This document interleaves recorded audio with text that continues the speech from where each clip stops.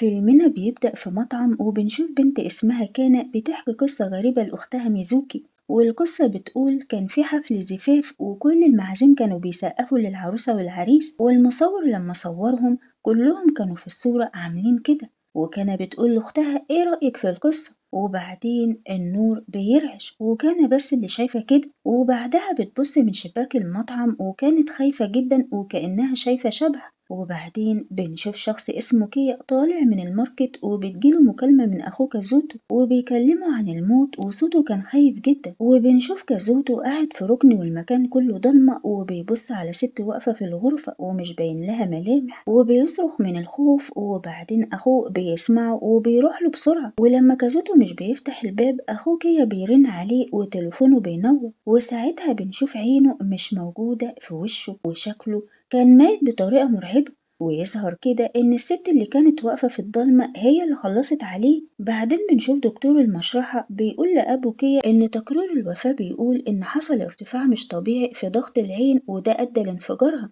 ودي حاجة نادرة جدا. بعدين كيا بيقول لأبوه إن كازوتو كان بيقوله إنه خايف من الموت بس هو ما كانش عارف هو بيقوله كده ليه. وفي استراحة المستشفى كيا بيشوف ميزوكي أخت كانا اللي كانوا مع بعض في المطعم، وبنعرف إن كازوتو وكانا كانوا بيشتغلوا في نفس الوظيفة مع بعض، وبيقول لميزوكي إن أخوه كازوتو مات بنفس الطريقة المرعبة اللي أختها ماتت بيها، وبيقول لها إنه عرف إن لما أختها ماتت كانت معاها في نفس المكان، وميزوكي بتقوله أيوة وبتحكيله إزاي أختها ماتت، وبتقوله إنها كانت بتبص من الشباك وكانت خايفة بس هي مش عارفة هي خايفة من ايه، وفضلت ماسكة ايدها بقوة لدرجة انها جرحتها، وقالت لها ان في واحدة واقفة قدامها بس ميزوكي مش شايفة اي حد، وفجأة صرخت ووقعت على وشها، ولما بصت لها اترعبت لما لقت عينها انفجرت وطلعت من وشها. بعدها بنشوف شخص اسمه تيرا شغال في فندق وبتيجي زميلته وبتحكيله عن بائع الكحول اللي بقاله فترة مش بيجي، وبتقوله ان الشرطة لقيته ميت بقاله كام يوم في منزله. بعدين كيا وميزوكي بيروحوا لتوميتا صديقة اخواتهم اللي ماتوا عشان ياخدوا منها أي معلومة عن سبب وفاة أخواتهم بالطريقة دي، وتوميتا بتقول لهم إن كازوتو قبل ما يموت كان بيحكي لها على ست عينها كبيرة جدا وفاضية وكان بيشوفها على طول، وبتقول لهم لما طلعوا رحلة مع بعض ونزلوا في فندق كانوا بيسمعوا قصص مخيفة عن الست دي. بعدين بنرجع للفندق وزميلة تيرا بتقوله بلاش تلعب ألعاب فيديو في الشغل، وهو بيقولها إنه مش بيلعب ولكن عرف خبر موت كانا وكازوتو اللي انتشر على وسائل التواصل، وبيشوف أسمائهم في الدفتر لأنهم كانوا نزلاء في الفندق ده وكانوا بيقعدوا في المكان ده وبيفضلوا يحكوا قصص رعب أو مخيفة، وتيرا بيحكي لزميلته كانوا بيقولوا ايه، وفي نفس الوقت توميتا برضو بتحكي لميزوكي وكيا عن القصص اللي كانوا بيقولوها، وبتقول ان كان حكت لهم عن قصة حفل الزفاف لما المصور خد صورة للمعازيم وكانوا كلهم في الصورة ايدهم عاملة كده، وبيجي بائع الكحول وبيقول لهم هحكي لكم قصة أرعب من كده، وبيقول لهم كان في شخص ماشي على طريق جبلي بسرعة ثابتة وبعدين سمع صوت جرس وبص لورا وهو خايف وكان بيترعش، وشاف ست واقفة بعيد وعينيها كبيرة جدا وفضلت تمشي وراه، والراجل قال لها انت عايزة ايه؟ والست ام عين كبيرة قالت له انت تعرفني؟ هو قال لها لا انا معرفكيش انت مين؟ بعدين قالت على اسمها. بعدين بنرجع للحاضر وتوميتا كانت بتحكي القصة وميزوكي بتسألها طب الست دي اسمها ايه؟ وتوميتا بتقول لها مش هقدر انطق اسمها دلوقتي. وبعدين توميتا بتسيبهم وتدخل الغرفة، ولما بيلاقوها اتأخرت كيا بيروح يشوفها وبيلاقيها كانت هتخلص على نفسها بس بينقذها وبيودوها المستشفى، وهي في المستشفى بتحلم لما كانت مع أصدقائها في الفندق وبيحكوا قصص الرعب، وصديقهم كان بيحكي قصة الراجل اللي كان ماشي على طريق الجبلي وشاف الست أم عيون كبيرة وبيقول لهم اسمها شيراي سان، وبيقول لهم إن القصة دي عن أشخاص سمعوا القصة وصابتهم اللعنة. وبعدين النور بيرعش والشخص اللي نطق اسم شيراي ساي هو بس اللي شاف كده، وبعدها توميتو بتصحى وبتلاقي نفسها في المستشفى وبتقول لكيا وميزوكي إنها حاولت تخلص على نفسها لأنها عارفة إنها هتموت زي إخواتهم، وبعدين كيا وميزوكي بيقولوا لها على اسم شيراي سان وهي بتعتذر لهم وبتقول لهم انتوا كده أصبحتم ملعونين عشان سمعتوا قصتها وقلتوا اسمها. بعدين بنشوف تيرا اللي كان شغال في الفندق كان مروح وماشي في طريق ضلمة وفجأة لقى النور بيرعش، وبعدين بيبص وراه وبيلاقي ست قاعدة في الضلمة ملهاش ملامح، وبعدين بتقوم تقف ببطء،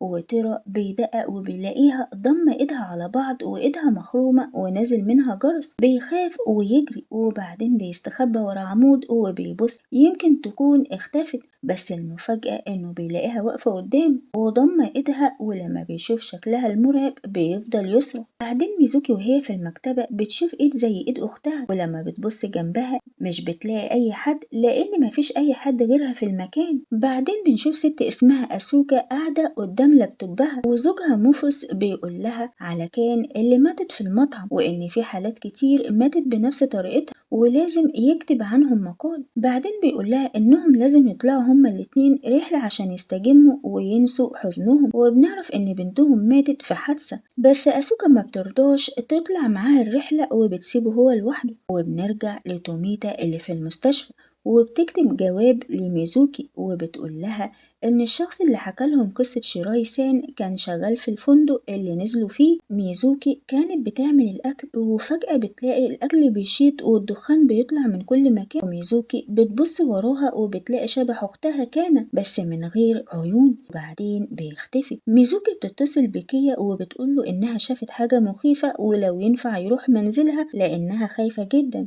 وبالفعل كيا بيروح منزلها وبيتعشوا مع بعض. وبعدين بنشوف توميتا كانت ماشية في ممر المستشفى وبتشوف النور بيرعش، وفي الممر الضلمة بتشوف شيرايسان صاحبة العيون الكبيرة واقفة في الضلمة، والممرضة لما بتقولها ترجع لغرفتها توميتا بتشاور لها على شيرايسان، والممرضة بتقولها مفيش حد غيرنا، وشيرايسان أم عيون كبيرة بتقرب ببطء، وبعدين توميتا بتجري وتستخبى، ولما بتبص بتشوف الممرضة واقفة وبتقول لها ارجعي لغرفتك، ولما الممرضة بتمشي بتلاقي شيراي-سان واقفة وراها وبتبدأ تقرب منها وتفتح ايدها، وبعدها توميتا عينها بتنفجر. وبعدين بنشوف فوموس راح المستشفى لتوميتا عشان يعرف قصتها، بس بيتفاجئ لما الممرضة بتقوله خبر وفاتها، وميزوكي وكيا بيكونوا موجودين. وبعدين كيا بيشوف شبح أخوه كازوتو من غير عين، وبعدها بيصحى لأنه كابوس، وبيقرر هو وميزوكي يروحوا الفندق اللي اخواتهم كانوا فيه عشان يعرفوا موضوع اللعنة وقصة شيراي-سان، وبيلاقوا موفس هناك وبيقول لهم إنه شافهم في المستشفى لما كان رايح يعمل مقابلة مع توميتا، وبيطلب منهم يحكوله قصة موت اخواتهم، بس ميزوكي بتقوله من الأفضل ما تعرفش أي حاجة عن القصة دي.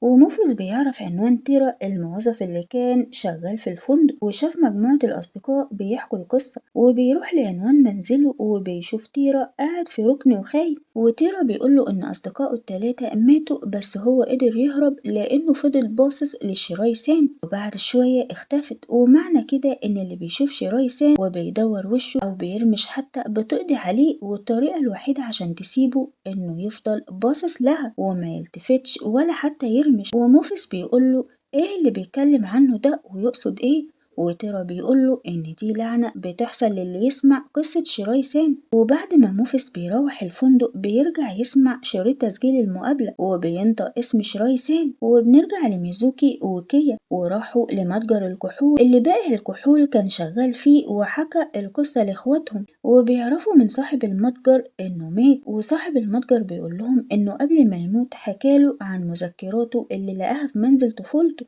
وكان كاتب فيها إن المدرس بتاعه حكاله قصة صاحبة العيون الكبيرة، وبعدها هو نسي القصة. بعدها بنرجع لموفوس بعد ما روح الفندق وهو مريح بيشوف شيراي-سان بيتخض، ولما بيقوم من مكانه بيلاقيها ملابس متعلقة، وبتجيله مكالمة من زوجته وبيسألها عن قصة شيراي-سان وبتتخض لما بتسمع الاسم. بعدها ميزوكي كانت في الطريق للفندق وبتشوف شيراي-سان، وكيا بيتصل بيها وبيقول لها تفضل واقفة وما تلتفتش، وميزوكي بتعمل كده، وبعدها شيراي-سان بتختفي. وبعدين ميزوكي من الخوف بتفضل تجري وصاحبة العيون الكبيرة بتطاردها. ميزوكي بتفضل باصة ناحيتها وبيظهر شبح أختها كان وراها وبتقول لها تبص وراها، بس ميزوكي عارفة إنها خدعة عشان تلتفت. ميزوكي من الخوف بتسد ودانها وبتبص في الأرض، وشيراي-سان بتقرب منها بس كيا بيجي في الوقت المناسب وبيقول لها تفضل بص عليها وحتى ما ترمش، وهما الاتنين فضلوا قاعدين في المكان بيبصوا على شيراي-سان. بعدين بيتعبوا من القعدة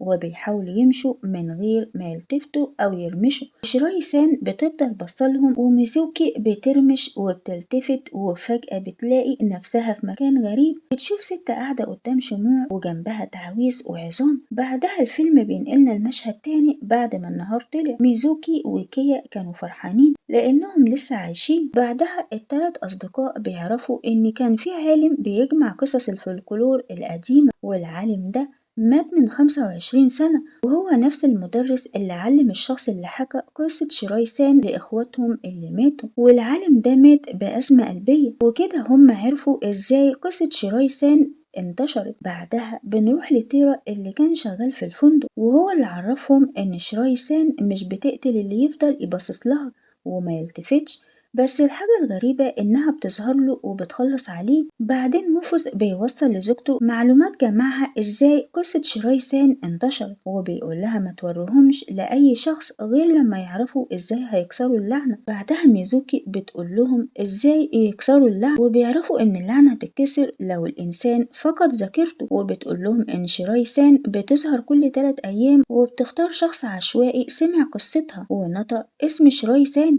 وموفيس بيعرف إن زوجته أسوكا في خطر لأنه ادالها معلومات عن شيراي سان وقالها على قصتها، وعشان كده بيقول لهم إنه هينشر تقرير على الهوا عن اللعنة عشان زوجته تشوفه وتنقذ نفسها من اللي هيحصل لها. ميزوكي بتقوله إن كده في ناس كتير هتموت، وهو وكيا بيتخانقوا عشان ما ينشرش أي حاجة عن اللعنة. ولما ميزوكي بتحاول تفضي الخناقة بتقع على صخرة وبتفقد وعيها، وموفيس بيحاول يلقط شبكة وبيشوف شيراي سان من بعيد وبيحاول يتصل بزوجته بس الإشارة ضعيف، فلما بيلتفت ويرجع يبص بيلاقيها قربت. بعدين بيقول لزوجته تنشر مقاله عن شيراي سان، وبعدها بيسمع صوت بنته الميتة جاي من وراه، بيحاول يتماسك عشان عارف إنها خدعة بس في الآخر بيستسلم. بعدها بنشوف ميزوكي في المستشفى وكيا بيزورها وبتسأله أنا مش عارفة أنا هنا ليه وإيه اللي حصلي، وبتقوله أنت مين؟ كيا بيعرف إنها فقدت الذاكرة وبيقول لها إنه كان ماشي بالصدفة في الطريق الجبلي وشافها وهو اللي أنقذها. بعدها كيا وهو ماشي بيشوف شيراي سان عند القطر، وبعدها بتظهر وراه. وكده خلصت على كيا كمان، ومفيش حد عاش بعد ما سمع القصة دي، والشخص الوحيد اللي نجا وعاش بعد ما سمع اسمها وقصتها بيكون ميزوكي بعد ما فقدت ذاكرتها ونسيت اسم شيراي سان.